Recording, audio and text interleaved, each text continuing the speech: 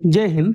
আজকে আমরা অন্যরকম একটা প্রশ্ন নিয়ে কথা বলবো, যেই প্রশ্নটা ইউটিউবের দুজন শিক্ষকের মধ্যে একটা পুরনো কন্ট্রোভার্সিকে আবার স্টার্ট করে দিয়েছে। তোমরা হয়তো অনেকে জানো যে ইউটিউবে দুজন খুবই পপুলার টিচার হচ্ছে, একজন হচ্ছেন আদিত্য রঞ্জন আর একজন হচ্ছে গগন প্রতাপ। ঠিক আছে, এই দুজন টিচারের মধ্যে কন্ট্রোভার্সি অনেক দিনের পুরনো কন্ট্রোভার্সি। ঠিক আছে, তো রিসেন্টলি ইউপি পুলিশের কনস্টেবলের এক্সাম হয়েছিল। তো সেই এক্সামে একটা প্রশ্ন এসেছিল, যে প্রশ্নটা এখানে স্ক্রিনে দেওয়া আছে। এই প্রশ্নটা নিয়ে আবার দুজনের মধ্যে বাকবিতণ্ডা শুরু হয়ে গেছে। তো সেই প্রশ্নটা কি আগে সেটা দেখি। ঠিক আছে, তো দেখো প্রশ্নটা কি বলেছিল। প্রশ্নটা খুব সহজ, প্রশ্নটা ছিল যে find the HCF of 0.7, 0.35 and 1.05, মানে 0.7, 0.35 ও 1.05 এর গসাগু কত, গসাগু নির্ণয় করতে বলা হয়েছিল। তো এক্ষেত্রে কি হয়েছিল, দেখো মানুষ মাত্রাই ভুল হতে পারে। এক্ষেত্রে কি হয়েছিল, এই অঙ্কটা যখন আদিত্য রঞ্জন স্যার করাচ্ছিলেন তখন ওনার কাছ থেকে এই অঙ্কটা ভুল হয়ে গিয়েছিল। উনি কিভাবে অঙ্কটা করে দিয়েছিলেন, দেখো এটা সাধারণ কমন মিস্টেক, যে কারো এই জিনিসটা হতেই পারে। যখন একবারে অনেকগুলো অঙ্ক করানো হয় তখন কি হয়, এই ছোট ছোট মাইনর কিছু মিস্টেক হতেই পারে।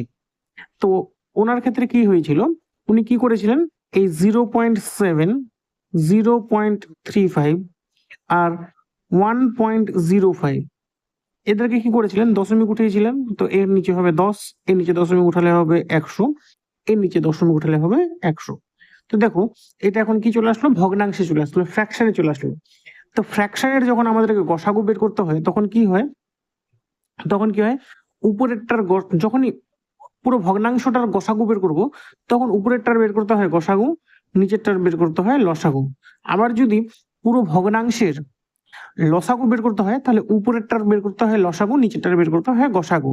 মানে মেন কথা যেটা বের করতে হবে সেটা আমাদেরকে উপরেরটাতে বের করতে হবে, যেহেতু গসাগু বের করতে বলেছে তার মানে আমরা উপরের গুলোর গসাগু বের করব। এক্ষেত্রে আদিত্য স্যার কি করেছিলেন, এই 7, 35 আর 105 এই দেখে উনি বলে দিয়েছিলেন যে এর গসাগু হবে 7 বা 7, আর 10, 100, 100 এর লসাগু হয়ে যাবে 100।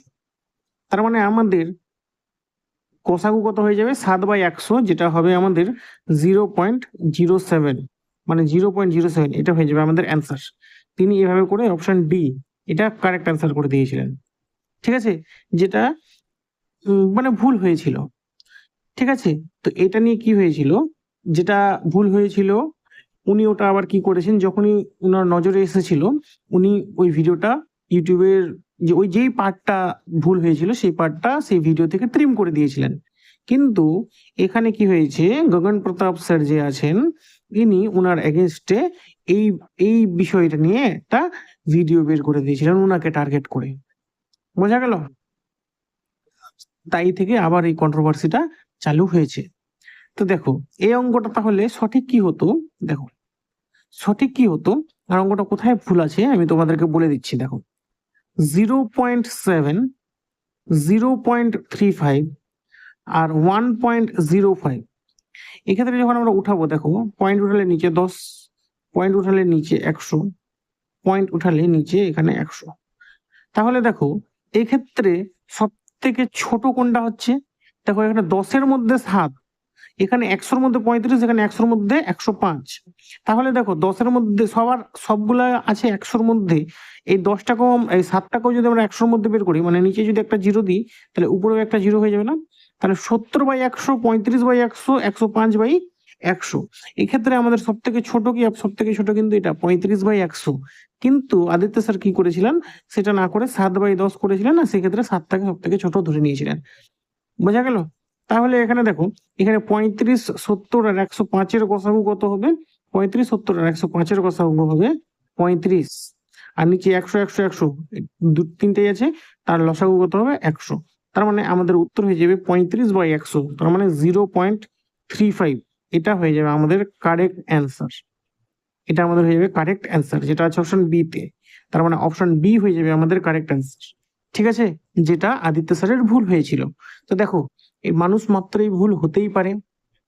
আমারও আছে একটা ভিডিও যেখানে আমার মানে ক্যালকুলেশন এরর হয়েছিল, যেটা আমি কি করেছিলাম, যেটা আমি সেই পার্টটা, সেই অঙ্কটা ভিডিও থেকে ট্রিম করে দিয়েছি, কারণ স্টুডেন্টদের যাতে কোনো অসুবিধা না হয়।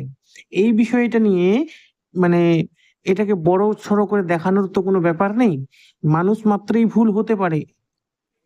কোনো একজন টিচারের কাছে একটা ক্যালকুলেশন এরর হয়েছে বা কোনো কিছু হয়েছে, তার মানে টিচারটা ভালো নয় বা টিচারটা পারছে না, সেটা কিন্তু বিষয় নয়। ঠিক আছে, বিষয় হলো যে ক্যালকুলেশন এরর হতেই পারে। তাই এই আমার মনে হয় গগন প্রতাপ স্যার যেটা করেছেন সেটা একদমই মানে অনুচিত। আর আদিত্য রঞ্জন স্যার যথেষ্ট মানে পপুলার এবং ভালো, অনেক ভালো একজন বড় মাপের টিচার। তাই উনাকে, উনার বিষয়ে এই সমস্ত মন্তব্য করা বা এই সমস্ত জিনিস বলা কিন্তু একদমই ঠিক না। আর এটা নিয়ে তোমাদের কি মতামত সেটা তোমরা অবশ্যই কমেন্টে জানাতে পারো। আজকের জন্য এতটুকুই। জয় হিন্দ।